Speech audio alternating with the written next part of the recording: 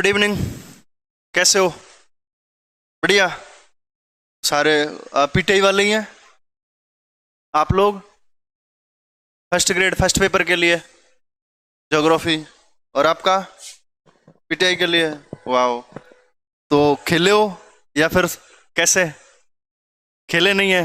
क्यों? अभी तो वो चल रहा है ना आपका ग्रामीण ओलंपिक वाला जो चल रहा है, उसमें सर्टिफिकेट बनवाओ ना। बिना उसके सर्टिफिकेट के कैसे करोगे? 2200 बच्चे निकाले, आपको पता नहीं? पिछले वाले भर्ती में 2200। सोच के देखो। वही चीज तो वो हो जाता है, वो तो खैर चल रहा है, वो सिस्टम अलग अलग है उनके, हो जाते हैं वो तो। लेकिन उधर जरूरी है। ठीक है, चलिए सर। तो एक मिनट।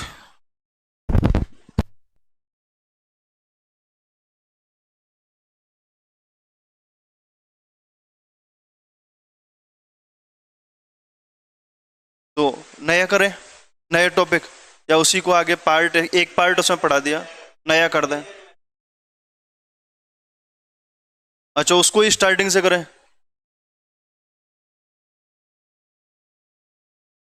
हाँ उसी में, हाँ हाँ, ठीक है ठीक है ठीक है। चलिए, तो देखो भाई,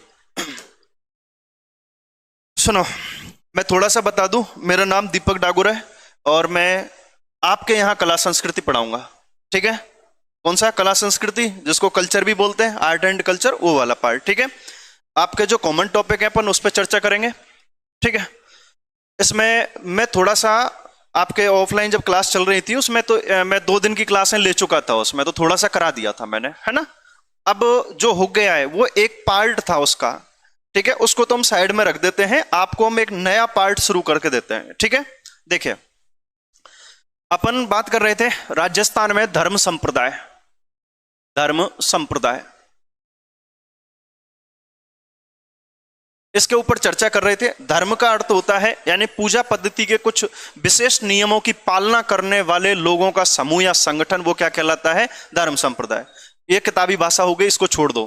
ठीक है? आप मंदिर जाते हो, कहां जाते हो? मंदिर जाते हो। आप में से कोई चर्च गया है? मूवी में तो देखा होगा, मस्जिद में देखा होगा। मस्जिद में वो इस तरीके से करते हैं, अपन मंदिर में इस तरीके से करते हैं। यानी कि उनके पूजा करने का तरीका अलग है और हमारे पूजा करने का तरीका अलग है। ठीक है? यानी कि ऐसे नियम बना दिए, स्टार्टिंग से नियम चलते आ रहे हैं, हम लोग उनको क्या कर रहे हैं? फॉलो कर रहे हैं। ठीक है? तो ऐसा यानी कि ऐसे हाथ जोड़ के पूजा करने वाले लोगों का एक समूह अलग है और इस तरीके से पूजा करने वाले लोगों का समूह अलग है। ठीक है? तो वो हो गया संप्रदाय, समूह या संगठन, ऐसे मान लेते हैं इसको समझने के लिए। ठीक है? धर्म का मतलब, धर्म यही होता है किसी भी भगवान की पूजा करना, आराधना करना। ठीक है? बताए हुए मार्गों पर चलना, वही आपका धर्म कहलाता है। ठीक है? अब मैंने थोड़ा सा इसमें बताया था पिछले सेशन में जहां अपन चल रहे थे, थोड़ा सा बताया था मैंने कि हमारे राजस्थान में कई सारे धर्म हैं। ठीक है? हमारे राजस्थान में कई सारे धर्म हैं। हाँ आ जाओ भैया। राजस्थान में हमारे में कई सारे धर्म हैं और इन धर्मों के नाम जैसे कि अपन देखें, एक हिंदू धर्म है। ठीक है? एक मुस्लिम धर्म है,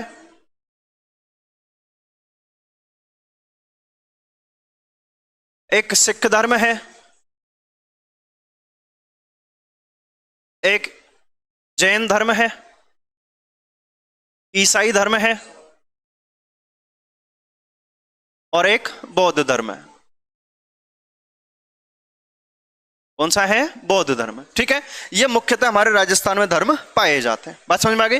अब चाहे वो हिंदू हो, मुस्लिम हो, जैन हो, बौद्ध हो, कोई भी हो, सभी अपने अपने भगवानों की क्या करते हैं? पूजा करते हैं। यानी कि अपने अपने भगवानों की, अपने अपने धर्म की क्या करते हैं? भक्ति करते हैं, पूजा करते हैं, आराधना करते हैं। ठीक है? तो मैं कह सकता हूं कि ये सारे जो धर्म हैं वो अपने अपने भगवानों की क्या करते हैं? भक्ति करते हैं। क्या करते हैं? भक्ति। ठीक है? सभी अपने अपने धर्मों की क्या कर रहे हैं? ये भक्ति कर रहे हैं। यही बात बोली मैंने। ठीक है? यानी कि हिंदू भी अपने भगवान की भक्ति कर रहा है। ठीक है? मुस्लिम भी अपने भगवान की भक्ति कर रहा है, सिख भी अपने भगवान की भक्ति कर रहा है, जैन भी भक्ति कर रहा है, इसके अलावा ईसाई भी भक्ति कर रहे हैं और ये बौद्ध भी अपने भगवान की क्या कर रहे हैं? भक्ति कर रहे हैं। सभी कर रहे हैं। ठीक है? अब भक्ति 2 तरीके से होती है। दो तरीके से होती है। एक तो अपन कहीं मंदिर गए, मस्जिद गए, चर्च गए, वहां पर जाकर के हमने भगवान की पूजा की। और एक भक्ति इस तरीके से होती है कि हम कहीं भी बैठ गए, जहां हमारा मन किया वहां बैठ गए और हम भगवान की पूजा करने लग गए, यानी कि वहां मूर्ति की जरूरत नहीं है। ठीक है, तो इस तरीके से दो तरीके की हो गई, यानी एक तो मूर्ति के सामने और एक कहीं भी बिना मूर्ति के पूजा करना। दो तरीके से भक्ति कर सकते हैं अपन। ठीक है, तो ध्यान रखना भक्ति कितने तरीके से होती है, तो हम कहेंगे सर दो तरीके से।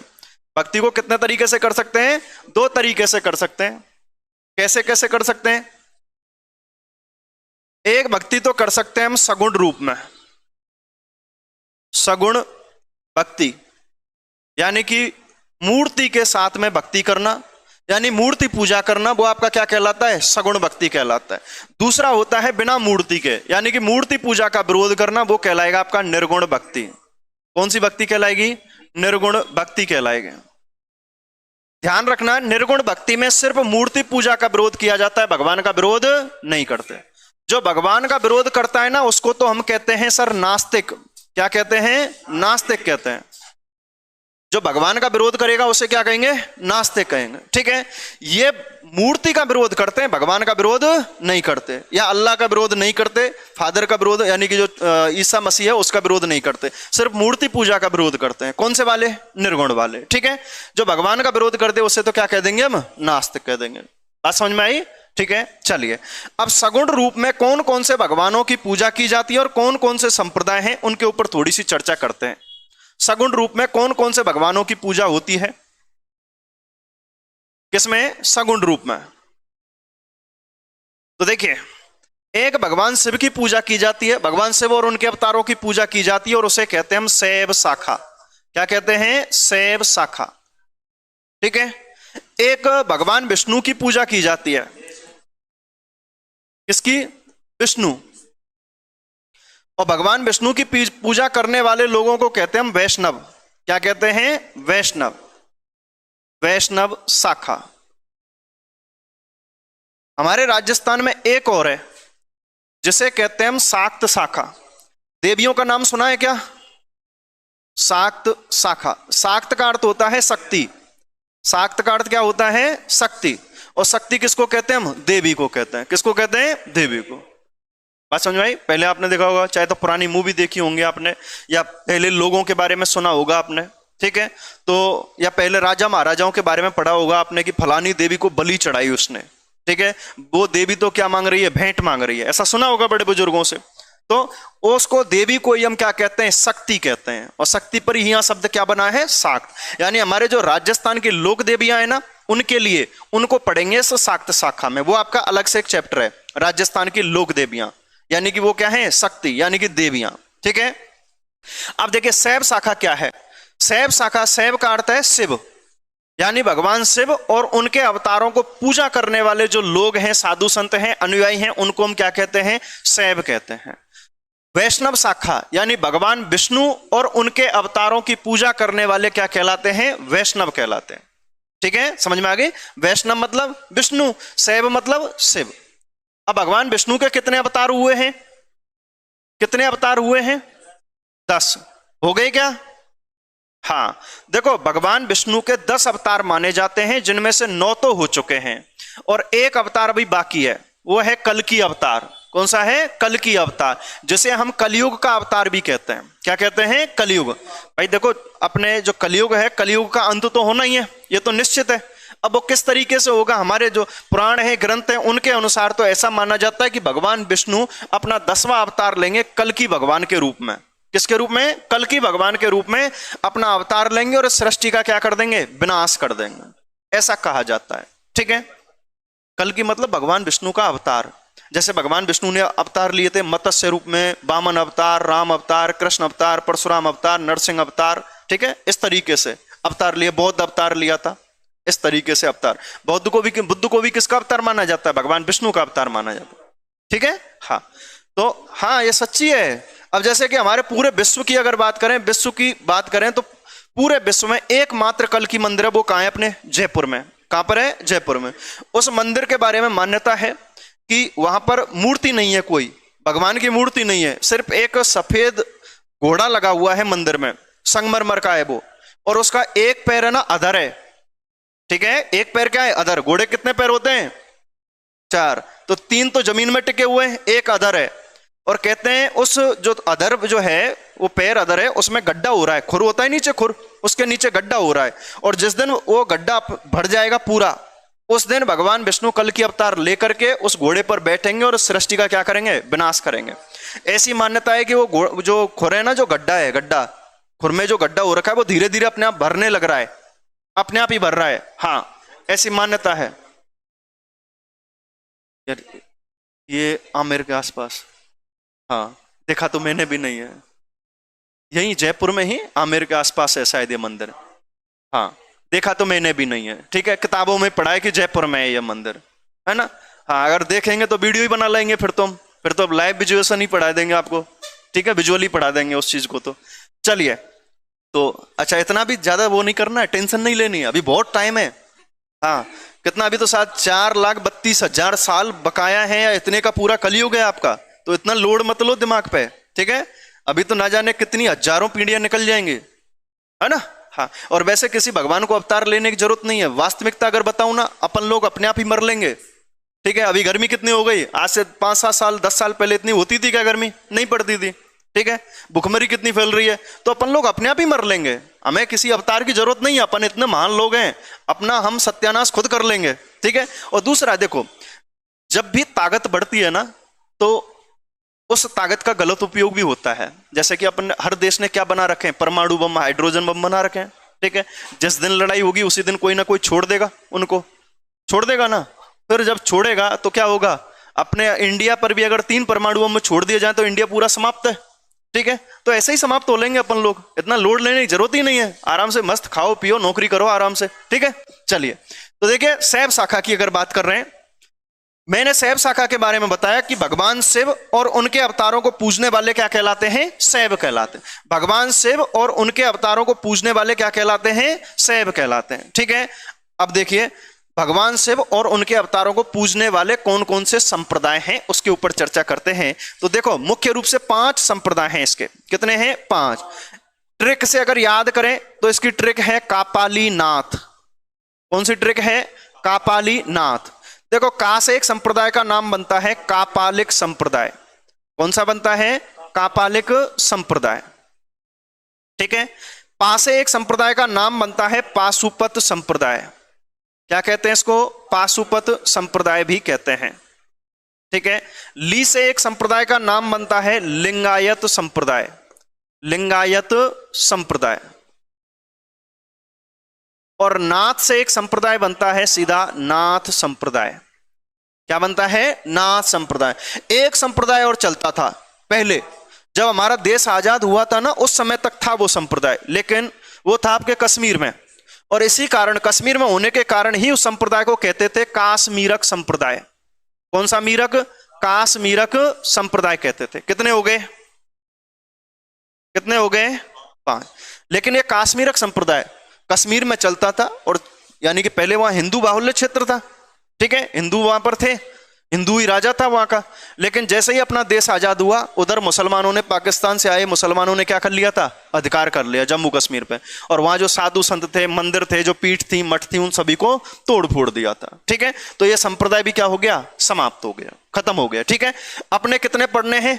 4। कितने पढ़ने हैं? 4। ये पूरे भारत में है 5।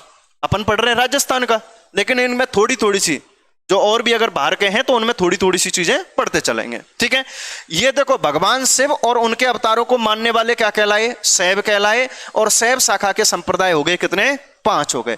अब पहला क्वेश्चन कैसे बनेगा, ध्यान देना, कि निम्नलिखित में से कौन सा सगुण भक्ति का संप्रदाय है? तो इधर जो मैं पढ़ाऊंगा ना, यहां तक के, ये आपके सगुण भक्ति वाले नाम में से दे देगा कौन सा है। अगर ऐसा पूछा तो 1 नाम यहां से और 3 नाम दे देगा निर्गुण में से।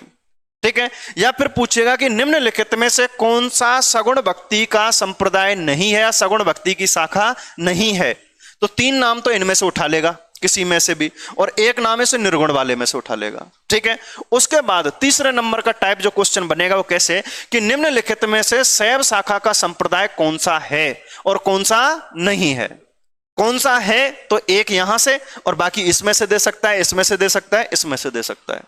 ठीक है, अगर पूछता है शैव का, तो पूछा कि शैव शाखा का संप्रदाय नहीं है, तो 3 तो यहां से नाम आ जाएंगे और एक इनमें से कहीं से भी आ जाएगा। बात समझ में आ गई? क्वेश्चन किस तरीके से आएगा ये समझ में आ गया। बहुत ही इंपॉर्टेंट चैप्टर है। राजस्थान का छोटे से छोटे एग्जाम को लेकर के और बड़े से बड़ा एग्जाम है ना, वहां तक उनमें क्वेश्चन आता है। कोई भी एग्जाम ऐसा है ही नहीं कि यहां से क्वेश्चन आए ही नहीं। ठीक है, चलिए सर, अब वैष्णव शाखा की बात करें। मैंने बताया था कि वैष्णव कौन कहलाते हैं? भगवान विष्णु और उनके अवतारों की पूजा करने वाले। अब अपन को यहां सिर्फ 2 अवतार पढ़ने, 10 अवतार नहीं पढ़ने, सिर्फ 2 अवतार पढ़ने हैं। एक तो कृष्ण पढ़ना है और एक राम पढ़ना है। ठीक है, तो देखो मैं वैष्णव शाखा को 2 भागों में बांट देता हूं।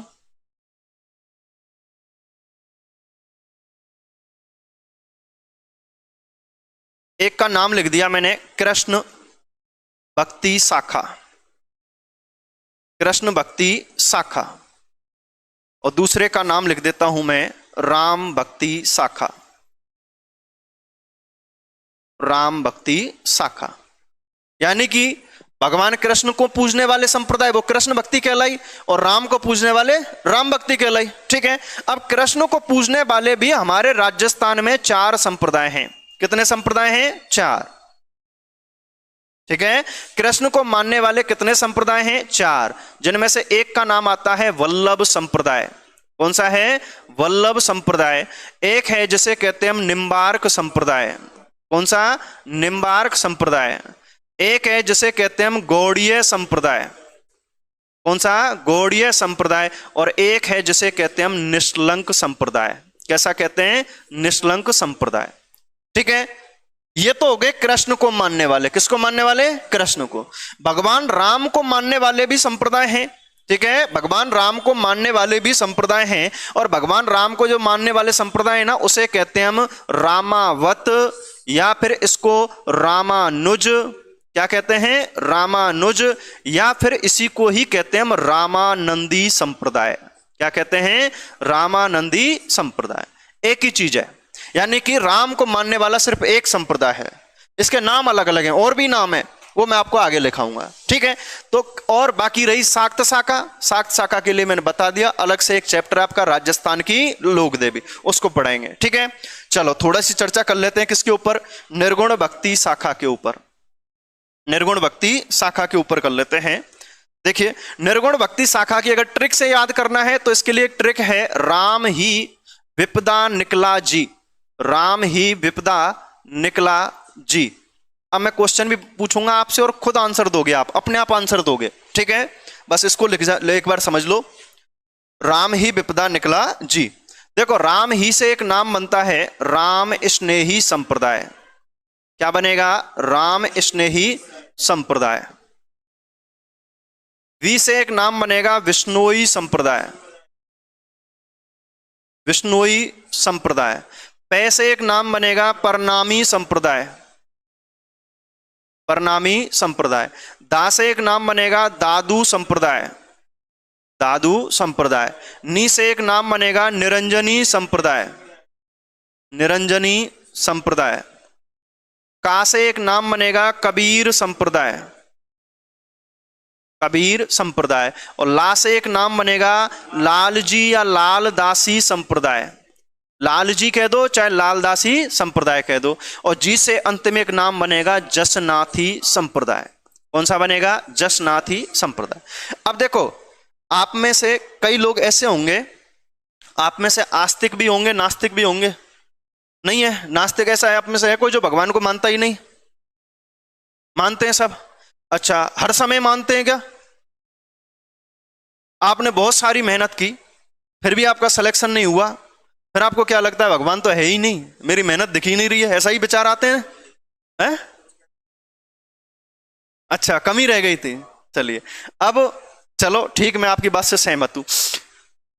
लेकिन कभी जब भी आपको देख करके, अभी आप क्या है, बच्चे कम बैठे हुए हैं यहाँ, जब आप इस क्लास में बैठोगे, ठीक है, जब बहुत सारे बच्चे आ जाएंगे, आपकी ऊपर वाली फ्लोर पे चलेगी क्लास तो, ठीक है, 1 तारीख से ऊपर चलेगी, पूरा एसी वेसी लगा हुआ सारा सिस्टम है उसमें। तो आपकी क्लास में बैठे हुए हैं 200 बच्चे। अब उसमें से हो सकता है कोई मेरे जैसा उद्दंडी बालक हो, उद्यमी टाइप का, ठीक है, और वो उद्यम किया पूरी क्लास में, पढ़ा है नहीं, वो पढ़ते आपने कभी नहीं देखा, और उसका सिलेक्शन हो गया, ठीक है, उसका सिलेक्शन हो गया, मान के चलो, फिर आप क्या कहोगे? और भगवान ना करे आप में से कोई रह जाए, ठीक है, भगवान ना करे ऐसा हो कि आप में से कोई रह गया, तो आपके विचार एक ही आएगा, ये सबसे ज्यादा उद्यम करने वाला कभी पढ़ता ही नहीं था, फिर भी इसका सिलेक्शन हो गया, मतलब उसकी किस्मत कैसी है, अच्छी है, अपनी किस्मत कैसी है, खराब है। हालांकि कभी भी ये नहीं कहना चाहिए कि हमारी किस्मत खराब है, नहीं, वास्तव में ही खराब हो जाती है, ध्यान रखना इस चीज को, ठीक है। कभी भी नहीं कहना चाहिए कि हमारी किस्मत खराब है या हमसे ये काम नहीं होगा, सारा कुछ कर देंगे हम, हमसे बड़ा विद्वान और इस धरती पर वीर योद्धा कोई पैदा नहीं हुआ, हम कुछ भी कर सकते हैं, ठीक है। ऐसा अपने बारे में सोच के चलना, हमेशा पॉजिटिव सोचना है, तो हमेशा पॉजिटिव ही होता है, ठीक है। अब मान के चलिए उसका सिलेक्शन हुआ, तो आप लोग क्या कहोगे, यार पढ़ता नहीं था, इसकी तो किस्मत साथ दे गई, भगवान ने साथ दे दिया, ठीक है। अपने इतनी मेहनत की फिर भी हमारा नहीं हुआ, तो भगवान है ही नहीं। यानी कि कभी जभी तो ऐसा लगता है भगवान है और कभी जभी ऐसा लगता है कि भगवान नहीं है, यानी कि दोनों तरफ मन है, कभी तो नास्तिक और कभी आस्तिक। तो ऐसे लोगों के लिए कोई नाम नहीं दिया गया है पर्टिकुलर, जो नहीं मान रहा है उसको नास्तिक नाम दे दिया और जो मान रहा है उसको आस्तिक दे दिया। लेकिन यहां पर मूर्ति रूप में पूज रहा है उसको क्या कह दिया हमने, सगुण, और जो मूर्ति पूजा का विरोध कर रहा है उसको क्या कह दिया, निर्गुण। अब कुछ लोग ऐसे भी तो होंगे ना जिनका मानना है कि भगवान की पूजा करो चाहे तो मूर्ति के सामने या बिना मूर्ति के, ठीक है। यानी कि कुल मिलाकर भगवान को मानना है, चाहे तो आप मूर्ति रूप में स्वीकार करो चाहे निरंकार रूप में स्वीकार करो, कैसे भी स्वीकार करो, लेकिन भगवान को मानो, ठीक है। तो ऐसे संत हमारे राजस्थान में 3 हुए, ठीक है, और उसे कहा जाता है मिश्रित भक्ति। क्या कहते हैं लाडलो, मिश्रित भक्ति कहते हैं उसे, मिश्रित भक्ति। मिश्रित भक्ति का मतलब क्या हो गया, सगुण प्लस निर्गुण, यानी सगुण और निर्गुण दोनों का ही मिलाकर के क्या कह दिया हमने, मिश्रित भक्ति। कैसी कह दी, मिश्रित भक्ति कह दी, ठीक है, मिश्रित भक्ति कह दी। आप सुनो, ध्यान दो, हमारे राजस्थान में 3 संत ऐसे हुए जिन्होंने कहा कि भाई भगवान की पूजा करनी है चाहे तो सगुण रूप में करो चाहे निर्गुण रूप में करो, ठीक है। जिनमें से एक संत हुए जिनका नाम था चरणदास जी। क्या नाम था, चरणदास जी, ठीक है। एक संत हुए जिनका नाम था संत मावजी। क्या नाम था, संत मावजी। एक संत और हुए जिनका नाम था संत हरिदास जी। क्या नाम था, संत हरिदास जी। कितने संत हुए हैं, 3। ये 3 संत ऐसे हैं जो सगुण व निर्गुण दोनों का क्या है, मिश्रण है, ठीक है। यानी कि सगुण रूप में भी भगवान को मानते हैं और निर्गुण रूप में भी मानते हैं। बात समझ में आ गई, सगुण और निर्गुण, यानी कि क्या कह दिया हमने, मिश्रित कह दिया इनको, ठीक है। अब इनको आगे हम पढ़ेंगे भी। एक का नाम तो आप पढ़ ही चुके हो अभी आपने, चलो एक क्या है बताएंगे आगे। देखो सुनो, चरणदास जी ने एक संप्रदाय की स्थापना की। किसने, चरणदास जी ने एक संप्रदाय की स्थापना की। इन्होंने अपने नाम पर ही संप्रदाय का नाम रखा चरणदासी संप्रदाय। कौन सा संप्रदाय खोला इन्होंने, चरणदासी संप्रदाय खोला। संत मावजी ने एक संप्रदाय खोला जिसका नाम था निष्कलंक संप्रदाय। कौन सा था, निष्कलंक संप्रदाय। अब निष्कलंक संप्रदाय का तो नाम आया था अभी कृष्ण भक्ति शाखा में, निष्कलंक संप्रदाय का, ठीक है। अच्छा, संत हरिदास जी ने एक संप्रदाय खोला और उस संप्रदाय का नाम रखा इन्होंने निरंजनी संप्रदाय। कौन सा संप्रदाय, निरंजनी संप्रदाय। बात समझ में आई। ये 3 संत हैं और तीनों संतों ने क्या खोला, संप्रदाय खोला। अरे संप्रदाय का मतलब समझ में आया कि नहीं आया, आज का एग्जांपल देख के बताऊं क्या। वो आजकल वो धीरेन्द्र शास्त्री बाबा का नाम सुना होगा, तो उन्होंने उन्होंने क्या बोला, बागेश्वर धाम। तो उन्होंने क्या बना दी, पीठ बना दी, एक संप्रदाय बना दिया। किस नाम से, बागेश्वर धाम के नाम से। किसके नाम से, बागेश्वर धाम के नाम से। आज का एग्जांपल समझ में आ गया। ऐसे अब वो भी तो क्या है, एक संत है, वो भी तो क्या है, धीरेन्द्र शास्त्री एक संत ही तो है। अब उससे बहुत सारे लोग जुड़ गए तो वो क्या बन गया, एक संप्रदाय बन गया। क्या बन गया, संप्रदाय बन गया। ऐसे ही जैसे कि हम बात करें, वो है ना निर्मल बाबा, कचौड़ी खाओ हरी चटनी खाओ आपका उद्धार हो जाएगा। उनका भी तो क्या बन गया, एक संप्रदाय बन गया, समूह बन गया। आपने उनका नाम सुना होगा जो अभी फिलहाल जेल में बंद है, बापू आसाराम बापू, ठीक है। हाँ, और एक था, एक और है वो रामपाल जी, और भी हैं कई सारे, तो अपने जेल में ही पड़े हुए हैं। तो उन्होंने क्या बना लिए थे, अपने समूह या संगठन बना लिए थे, संप्रदाय बना लिए थे उन्होंने, ठीक है। तो ये चीज है, तो ये होता है आपका संप्रदाय, समूह या संगठन। अब तो समझ में आ गया ना, ठीक है, यानी कि रियल लाइफ के दैनिक जीवन के आपको एग्जाम्पल दें तो समझ में आएगा, आएगा, पक्की बात है, ठीक है। चलो पीछे चलो, देखो अब आपके मैं क्वेश्चन पूछ रहा हूं, देखो एक तरफ तो आपके निर्गुण भक्ति शाखा है, एक तरफ सगुण भक्ति, इससे ऊपर का भूल जाओ, कोई याद करने की जरूरत नहीं है कुछ भी, ठीक है। अब मैं आपसे क्वेश्चन पूछूंगा, शब्दों पे ध्यान देना, एक बार इसको और समझा देता हूं फिर मैं क्वेश्चन पूछूंगा। मैंने कहा कि जो भक्ति है वो दो तरीके से होती है, सगुण व निर्गुण, लेकिन कुछ एक संत ऐसे हो गए जिन्होंने सगुण को भी माना और निर्गुण को भी माना, उन्हें हमने क्या कह दिया, मिश्रित कह दिया। और ऐसे 3 संत हुए राजस्थान में, कितने हुए, 3 संत हुए, ठीक है, जिनके हमने पीछे नाम लिखे थे। ये 3 संत हुए थे, चरणदास जी, माव जी और हरिदास जी, ठीक है। चरणदास जी ने चरणदासी संप्रदाय, माव जी ने निष्कलंक संप्रदाय, हरिदास जी ने निरंजनी संप्रदाय, ये खोला था। अब सगुण व निर्गुण, सगुण को हम यानी भगवान को मूर्ति रूप में कौन कौन से भगवानों को पूजा जाता है उनकी चर्चा करें तो एक तो शिव को पूजा जा रहा है, किसको, शिव को। तो शिव को पूजा करने वाले क्या कहलाए, शैव कहलाए। भगवान शिव और उनके अवतारों की पूजा करने वाले क्या कहलाए, शैव कहलाए। भगवान विष्णु और उनके अवतारों की पूजा करने वाले क्या कहलाए, वैष्णव कहलाए। शक्ति की या देवी की पूजा करने वाले क्या कहलाए, शाक्त कहलाए। इसके लिए अलग से चैप्टर आपके राजस्थान की लोक देवियां, कौन सी, राजस्थान की लोक देवियां। शैव को मानने वाले या शिव को मानने वाले मुख्य रूप से कितने संप्रदाय, 5, जिसकी ट्रैक है कापाली नाथ, जिसमें से 4 तो आज भी चल रहे हैं और 5वां ये हो चुका है समाप्त, काश्मीरक संप्रदाय, ठीक है। का से बना कापालिक संप्रदाय, पा से बना पाशुपत, ली से बना लिंगायत, नाथ से बना नाथ संप्रदाय।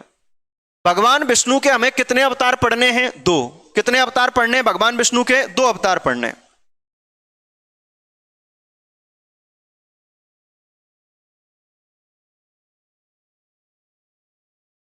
वैष्णव का अर्थ हो गया भगवान विष्णु और उनके अवतारों की पूजा करने वाले, वो कहलाए वैष्णव। और भगवान विष्णु के हमें कितने अवतार पढ़ने हैं, 2 अवतार पढ़ने। कौन कौन सा, एक तो राम भक्ति शाखा, कौन सा है, राम भक्ति शाखा, और एक है आपका कृष्ण भक्ति शाखा, ठीक है। कृष्ण भक्ति शाखा और राम भक्ति शाखा, बात समझ में आ गई। 2 ही अवतार पढ़ने 10 में से हमें। अब कृष्ण को मानने वाले संप्रदाय कितने हैं, 4। कितने हैं, 4, वल्लभ, निम्बार्क, गौड़ीय और निष्कलंक। राम को मानने वाला 1, मूर्ति रूप में, किसमें, मूर्ति रूप में, तो वो कौन सा है, रामावत, रामानुज या रामानंदी। बाकी के कौन से हो गए, निर्गुण वाले, कौन से हो गए, निर्गुण वाले, ठीक है। अब ये भी कोई राम की पूजा कर रहा है, कोई कृष्ण की पूजा कर रहा है, कोई विष्णु की पूजा कर रहा है, कोई शिव की पूजा कर रहा है, कोई ब्रह्मा की पूजा कर रहा है, लेकिन किस रूप में, निर्गुण रूप में। किस रूप में, निर्गुण रूप में, यानी कि मूर्ति पूजा नहीं कर रहे, ठीक है। भगवान को तो मान रहे हैं, इन्हीं भगवानों को मान रहे हैं, लेकिन बिना मूर्ति के, मूर्ति की पूजा का विरोध करते हैं ये वाले, बात समझ में आ गई, ठीक है। चलो अब मैं क्वेश्चन पूछता हूं आपसे, आप खुद बताओगे। देखो बोर्ड पर ही लिखा हुआ है सारा कुछ, यहीं से आपके ये डायग्राम समझ में आ गया ना, तो ऐसे समझ लेना, आगे आपका चैप्टर आसानी से समझ में आ जाएगा, क्योंकि मेनली क्वेश्चन यहीं से उठ करके आता है, ठीक है। मैं अगर आपसे पूछूं कि निम्नलिखित में से सगुण भक्ति संप्रदाय का या सगुण भक्ति शाखा का संप्रदाय नहीं है, क्वेश्चन ध्यान से सुनना, निम्नलिखित में से सगुण भक्ति का संप्रदाय नहीं है, ठीक है, नहीं है पूछा है, सगुण भक्ति का नहीं है। मैंने ऑप्शन दिया आपको, वल्लभ संप्रदाय, कापालिक संप्रदाय, निष्कलंक संप्रदाय, राम स्नेही संप्रदाय।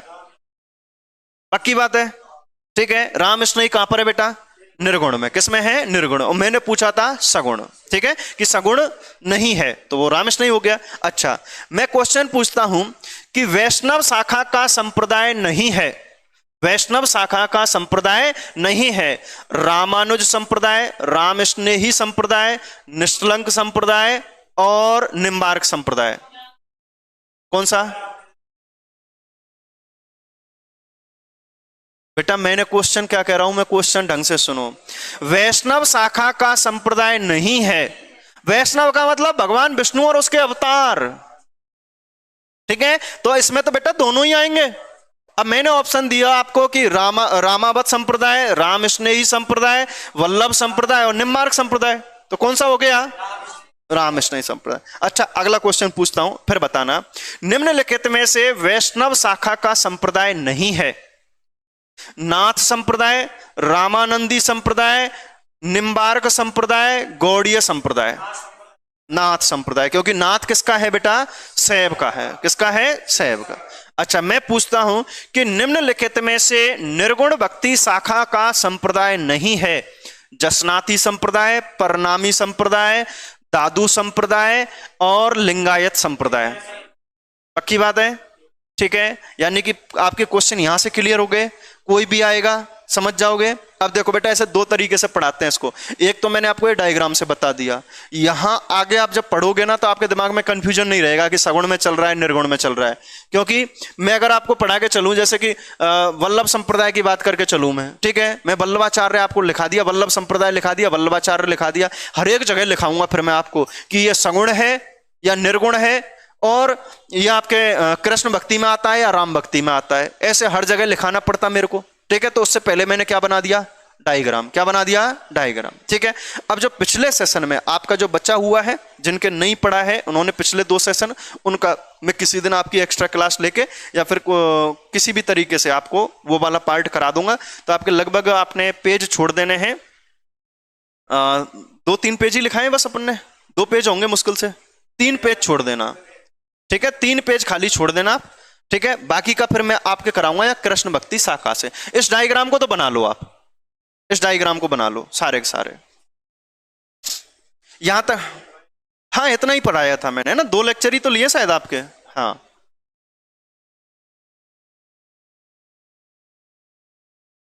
हाँ, सैब शाखा वाली करा दी थी, है ना। हाँ,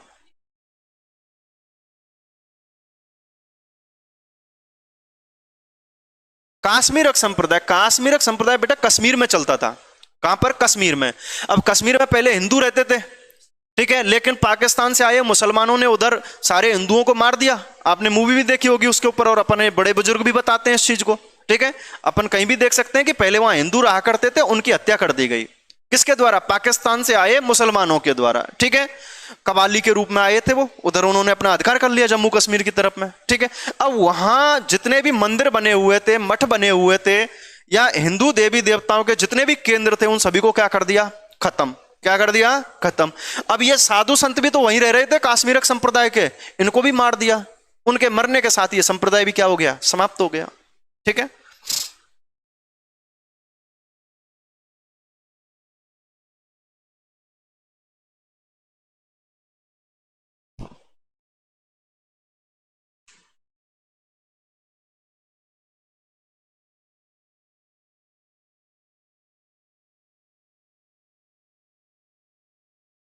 हाँ भैया, ऑनलाइन वालों नमस्कार।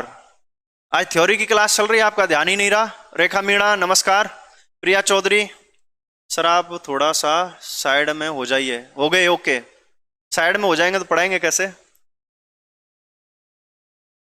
राम स्वरूप नमस्कार भैया, बहुत ही शानदार, थैंक यू प्रिया। स्वागत है भाई सभी का, लाइव जुड़े हुए सभी लोगों का।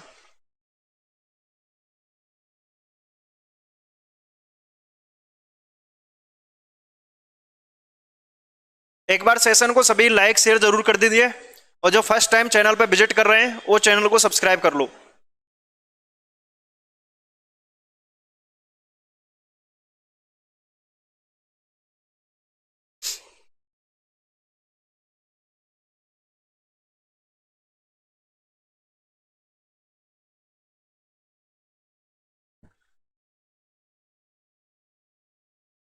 पहले तैयारी की है आप में से? पहले किस किसने तैयारी की है? आपने की है? किस चीज की? रीड की थी आपने? नहीं, फर्स्ट टाइम कर रहे हो। बाकी के आप एसएससी की है, तो ये तो फर्स्ट टाइम पढ़ रहे होंगे। हाँ, नहीं की? चलो, ये तो अभी बच्चे ही हैं, छोटे छोटे पढ़ ही रहे हैं अभी तो। हाँ, ठीक है, चलो। तो पहले ये चीजें पढ़ी होंगी आपने, इतना डीपली नहीं था। मैं थोड़ा सा बेटा डीपली पढ़ाता हूं, मैं, मेरी आदत खराब है, क्योंकि मैं ज्यादातर बड़े बैच लेता हूं, मैं आरएस के बैच लेता हूं, फर्स्ट ग्रेड और सेकंड ग्रेड मेनली पढ़ाता हूं मैं। नहीं, दूसरी जगह भी पढ़ाता हूं मैं। हाँ, तो मेरी आदत ऐसी पड़ी हुई है कि मेरे नोट्स के बाहर कोई भी क्वेश्चन नहीं जाना चाहिए। मेरा मतलब ये रहता है कि मेरे नोट्स के अलावा बच्चे को और कुछ पढ़ने की जरूरत ही ना पड़े। इसलिए थोड़ा सा डीप कराता हूं, और हो सकता है आपको शायद बोरिंग लगने लग जाए वो चीज, लेकिन बेटा इतनी जिम्मेदारी दे के चलूंगा कि पेपर मेरे नोट से बाहर नहीं जाने दूंगा मैं, ठीक है। इतना पढ़ के भी चलोगे ना तो आप चाहे आरएस का दो, फर्स्ट ग्रेड दो, सेकंड ग्रेड दो, कोई भी एग्जाम दे लो, आपका कल्याण हो जाएगा, ठीक है। डीप लगेंगे मेरे को पता है। बेटा अभी कराया गया है, डायग्राम बनाया, बच्चों वाली चीजें हैं, तो आगे आएगा तब देखेंगे।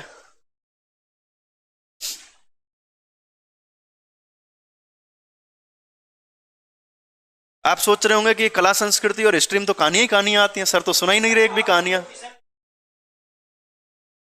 किस चीज? हाँ हाँ, वो चैप्टर पढ़ा ही नहीं और क्वेश्चन शुरू कर दिए, वो अलग चीज है बेटा, वो सेशन अलग चल रहा है, ये अलग चल रहा है। अब अगला चैप्टर उसमें यही आएगा, धर्म संप्रदाय। हाँ, धर्म संप्रदाय ही अगला चैप्टर आएगा उसमें, ठीक है। और उसको भी अपन पूरा चाहे 10 क्वेश्चन ही कराते हैं, एक दिन तो आपके 6 क्वेश्चन ही हुए थे पूरे 1 घंटे 20 मिनट की क्लास में, पूरा थ्योरी के रूप में सारे क्वेश्चन समझाए थे मैंने आपको, ठीक है। तो अपन वो नहीं है कि टिक करा करा के ये हो गए, लो आपके 1 घंटे में 70 क्वेश्चन करा दिए, ऐसे भी नहीं कराते, पूरा समझा के थ्योरी के रूप में ही कराता है। कल आपका 1 घंटे 15 मिनट से ज्यादा की क्लास हुई शायद आपके, और आपके 10 क्वेश्चन हुए थे मात्र, ठीक है, लोक देवियों में। शायद वो क्लास आज तो शायद नहीं है मुझे लगता है, क्यों 6 बजे तक तो यही है शायद आपका, ये जो सेमिनार वाली लाइव क्लास चल रही है 6 बजे तक है ना आपकी क्लास। हाँ,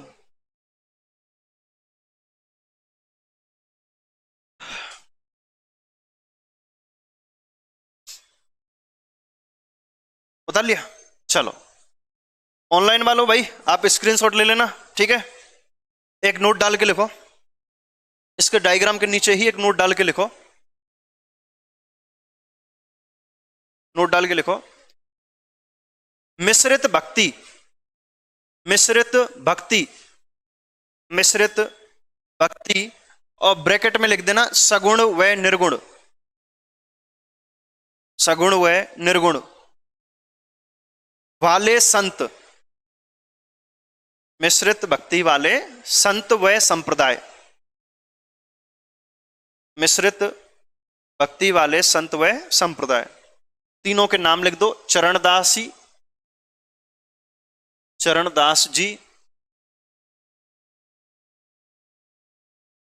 चरणदास जी, ऐस करके लिख देना चरणदासी संप्रदाय, चरणदासी संप्रदाय।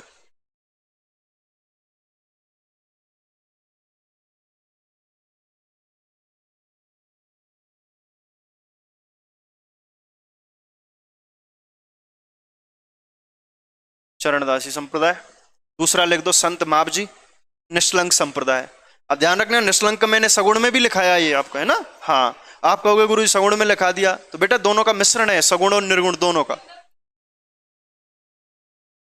मिश्रित का मतलब क्या हुआ, जो सगुण भी है और निर्गुण भी है, हाँ दोनों, बिल्कुल वही है, ये 3 संप्रदाय हैं ऐसे हमारे राजस्थान में। तो तीसरा लिख दो संत हरिदास जी निरंजनी संप्रदाय, लिख दिया। चलो अब देखिए,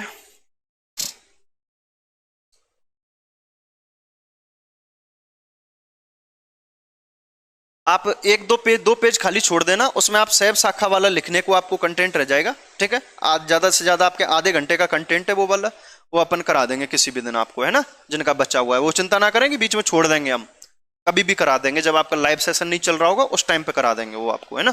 चलिए तो अभी हम बात करेंगे बी, कृष्ण भक्ति शाखा, यानी कि वैष्णव संप्रदाय। कौन सा? वैष्णव शाखा या वैष्णव संप्रदाय, वैष्णव शाखा।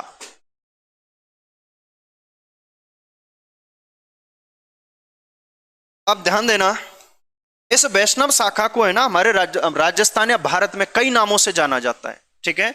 वैष्णव तो एक नाम हो गया, इसे कई नामों से जाना जाता है। अब क्या क्या नाम है, जैसे कि मैं क्यों बता रहा हूं भारत के नाम क्यों बता रहा हूं, क्योंकि एसआई का पेपर हुआ था सब इंस्पेक्टर का, उसमें हमारे यहां पढ़ते हैं सिर्फ शैव शाखा। क्या पढ़ते हैं? शैव शाखा। ठीक है, अपन भगवान शिव की जो शैव शाखा है वो पढ़ते हैं। उसमें नाम दिया हुआ था कि निम्नलिखित में से शैव संप्रदाय है, ऐसे दिया हुआ था। और नाम दिया हुआ था ऑप्शन में नायनार। क्या दिया हुआ था? नायनार। ये तो अच्छा हुआ कि बाकी के नाम सही दे रखे के संप्रदायों के, तो बच्चे उस क्वेश्चन को सही करके आ गए।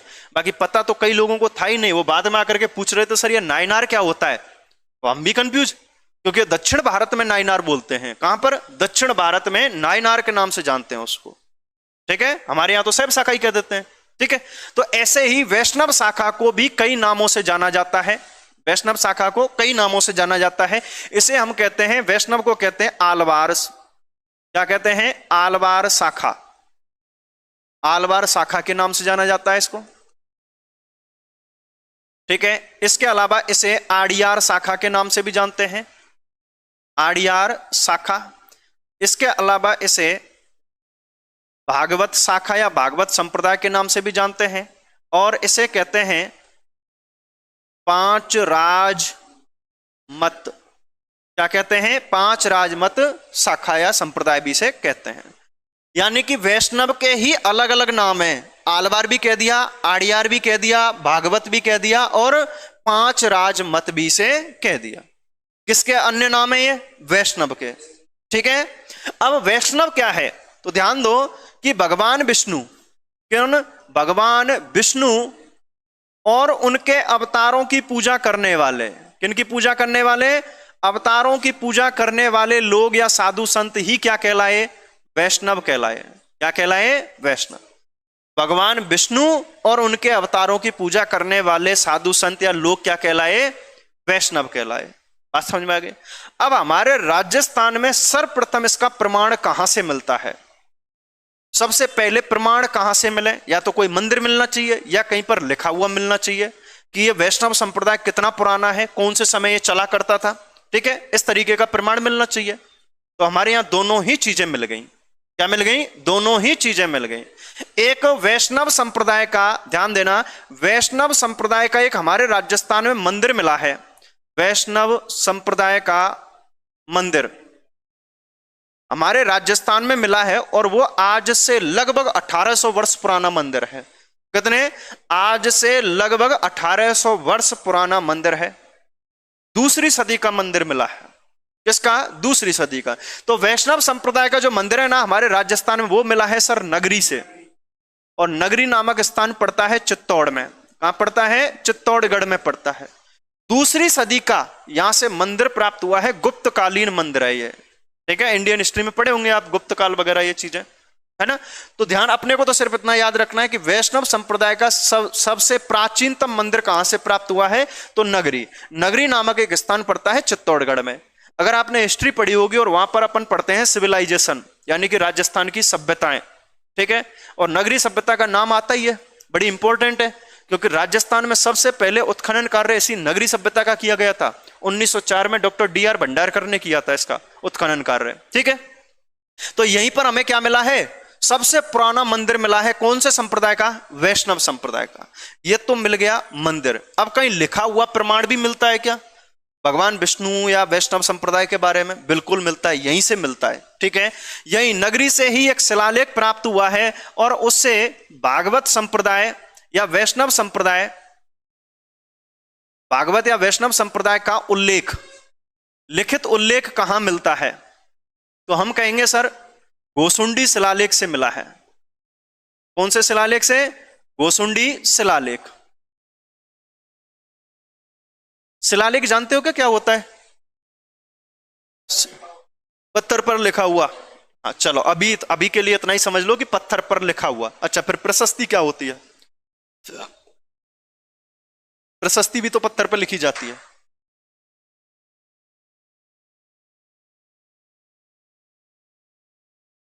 एक राजा द्वारा दूसरे राजा के, एक राजा के बारे में दूसरे राजा द्वारा,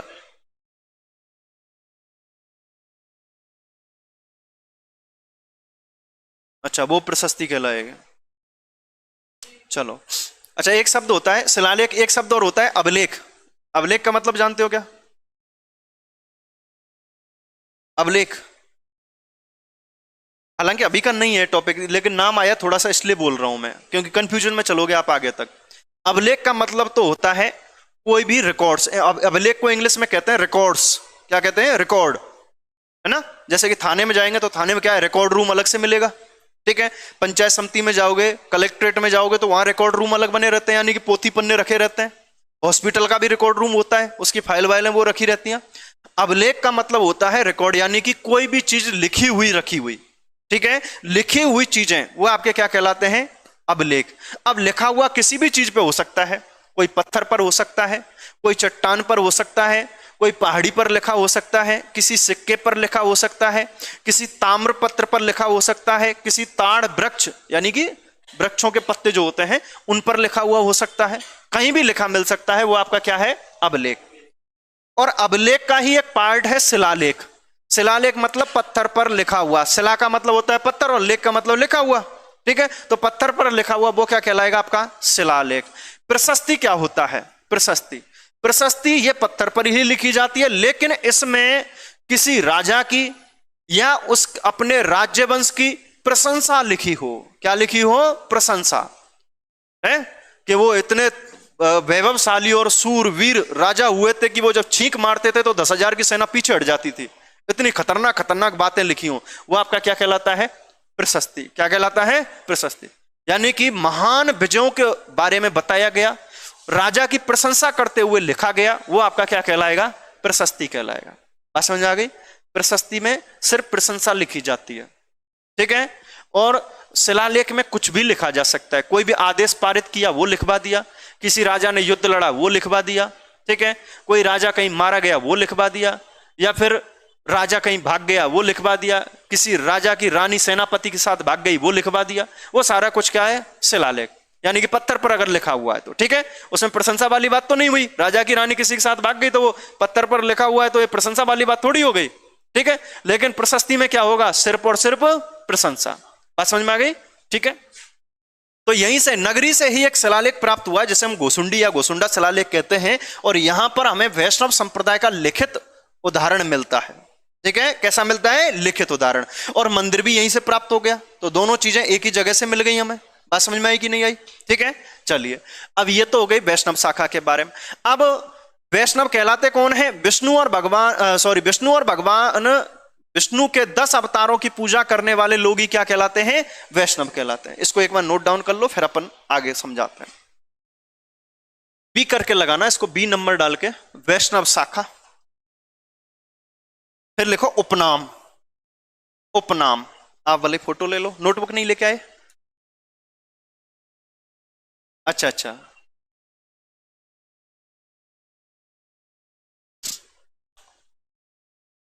उपनाम में लिखो आलवार शाखा।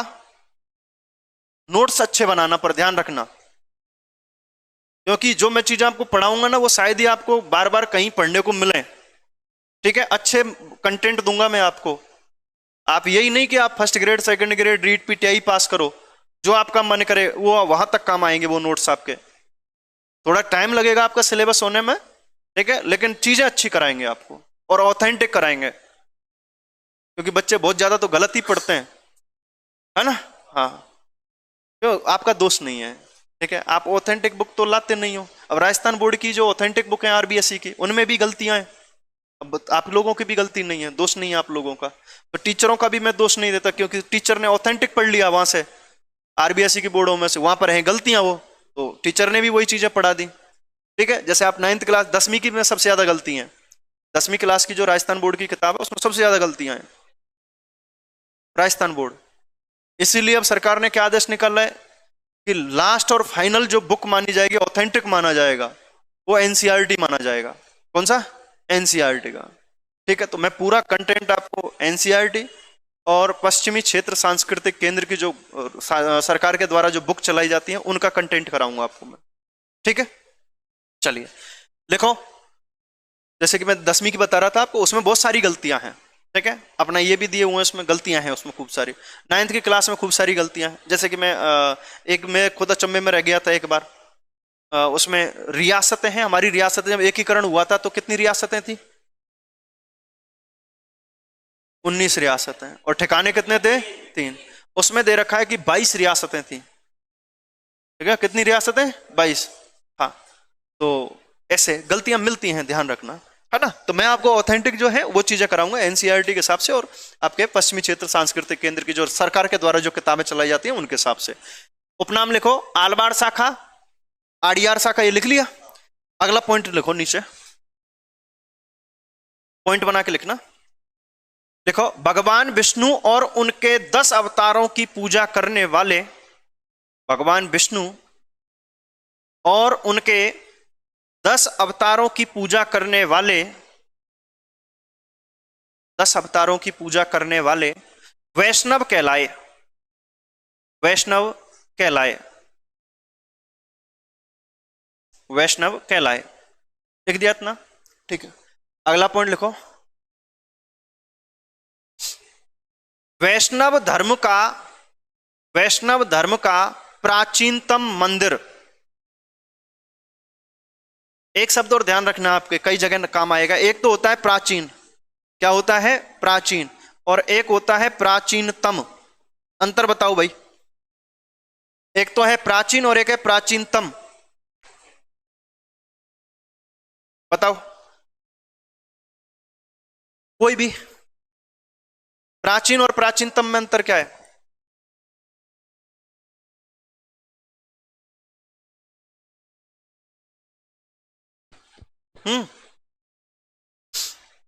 ध्यान रखना, प्राचीन तो है पुराना, प्राचीन का मतलब क्या है? पुराना। और प्राचीनतम का मतलब है कि इस पुराने से भी पुराना।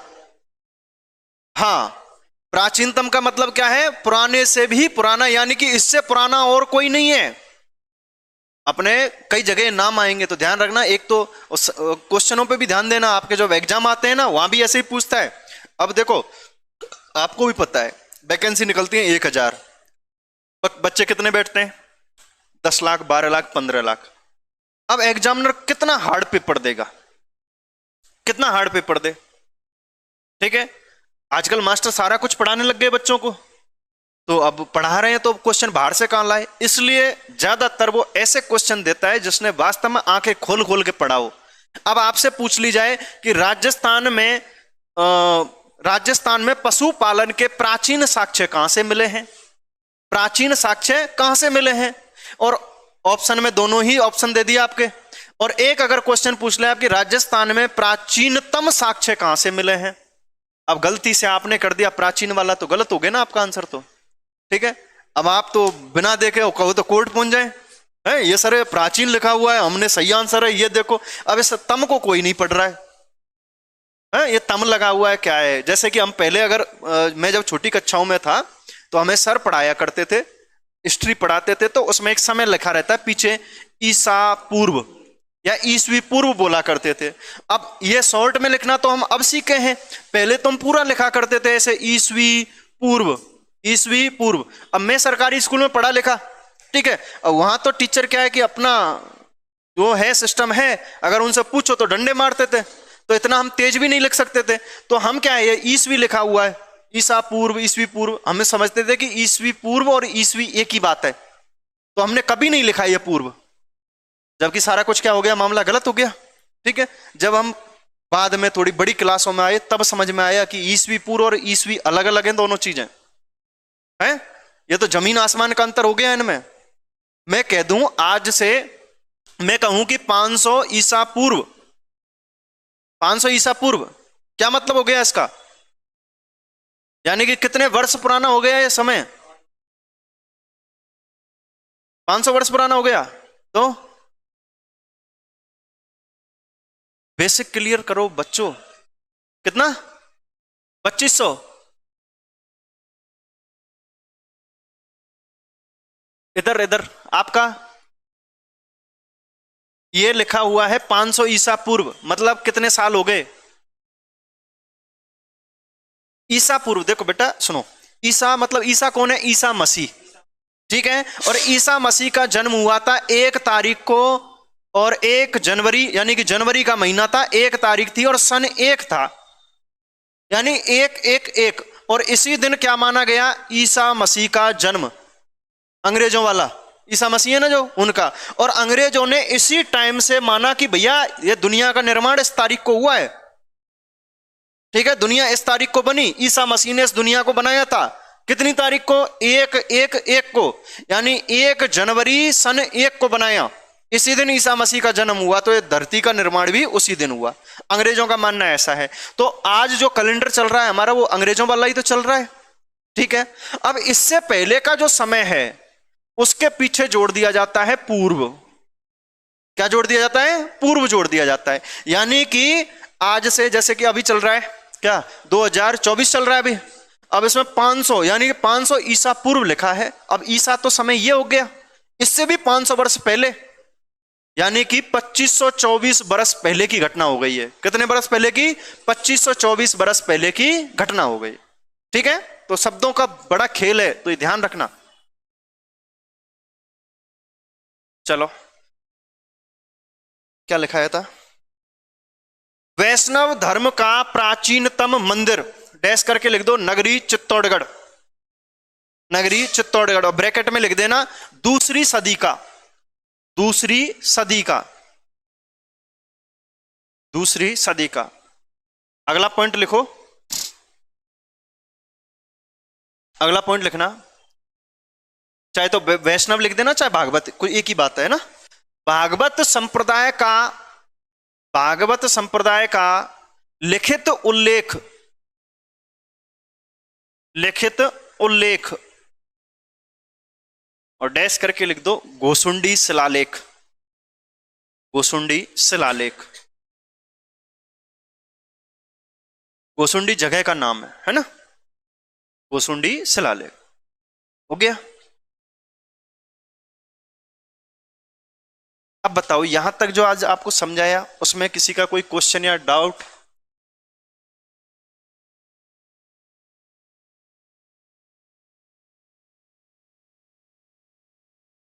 हाँ जी, क्या कह रहे हो?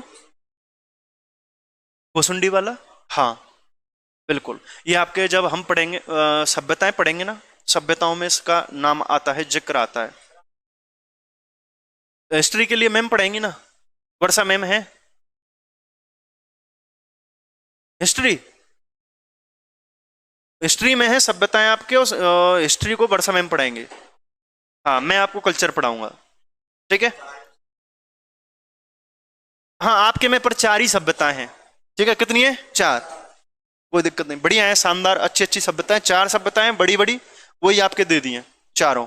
आपको कचरा दिया ही नहीं, वो बहुत बढ़िया बात है, हकीकत बता रहा हूं। नहीं तो छोटी छोटी सभ्यताओं पढ़ेंगे ना, दिमाग खराब हो जाता है, कौन सी चीज कहां मिली, कैसे मिली। तो आपको कुल मिला के 4 ही पढ़नी है बस। आपका सिलेबस वैसे अगर हकीकत देखा जाए बहुत छोटा सिलेबस है आपका। अगर पूरे की बात करें ना, पूरे की, तो ऐसे समझ लो ब्रह्मांड घूमना, और आपका जो सिलेबस है वो सिर्फ इतना है, राजस्थान घूमना। कितना? राजस्थान में घूमना, बस इतना सा सिलेबस है आपका, ज्यादा बड़ा सिलेबस नहीं है, ठीक है। हाँ, पर समझ समझ के और चीजें क्लियर करने में टाइम तो लगता है, ठीक है। और वैसे अगर चलता है, फाउंडेशन बैच चलता है, तो कुछ भी पढ़ा दो उनको, तो इतनी चीजें पढ़ाने की जरूरत क्या है, हर पॉइंट को समझाना और लिखाना, उधर तो घास काट दी जाती है, ठीक है। लेकिन आप मास्टर हो, देश का भविष्य बनोगे आप, है ना, बच्चों को पढ़ाओगे आगे चल के, तो यहीं आपकी तैयारी मजबूत नहीं होगी तो पहली बात तो आपका एग्जाम क्लियर नहीं होगा, ठीक है। और दूसरी, फिर बच्चों को भी पढ़ाओगे क्या, जब खुद ही डाउट में और कंफ्यूजन में रहोगे तो बच्चों को क्या पढ़ाओगे आगे चल के, है ना। तो अपने सारी चीजें यहीं क्लियर करके चलनी है। बताओ अभी आज तक का ये जो चीजें हैं, इसमें किसी का कोई क्वेश्चन या डाउट? ऑनलाइन वालों कोई क्वेश्चन या डाउट आपका? एक बार सेशन को शेयर कर देना सभी। कोई क्वेश्चन पूछना है इसमें से, कोई चीज समझ में नहीं आई हो वो पूछनी है, देख लो एक बार, इसमें कुछ चीज समझ में नहीं आई हो, कोई डाउट लग रहा हो, कंफ्यूजन लग रहा हो।